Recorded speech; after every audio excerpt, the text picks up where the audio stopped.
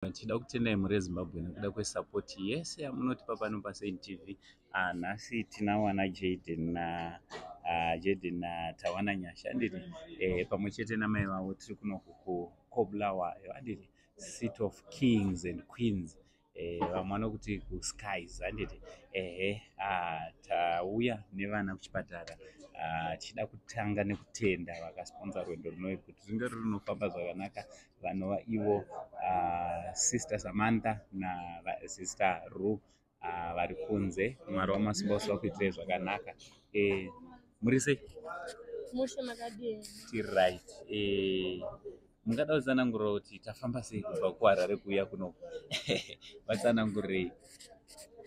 Tafamba usiku zviribva tafamba zvakanaka. Makabva nguva yeko kuHarare? Sikabva ma11. Mukasvika nguva yekuno? Tikasvika ma6. Alright. Ndiani anga achikutyaira? Saint TV. Ango sei? Chokwadi. So tabva kuHarare tikauya kunoko. So update yatoda kupa ndekuti taenda kuchipatara nevana chiri kuno KuBulawayo kwataenda vana vakanobhukiwa kuenda pawaiting list. So chatamirira ndichoti vachazofonerwa kuti vange vari vanouya kuti vange vari vanouya kuzorapwa handiti.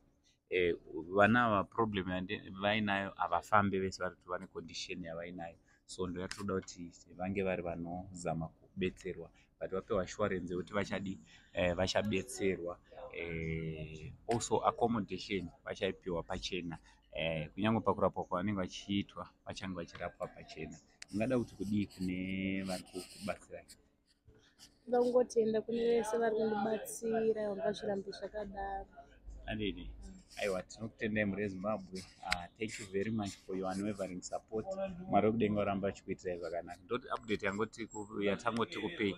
Munogona kuenda paFacebook monofollowa nyaya imwe chete iyoyi. From Uncle Saint TV crew for now, tichidzokera hedu kuHarare tichiti it's much love.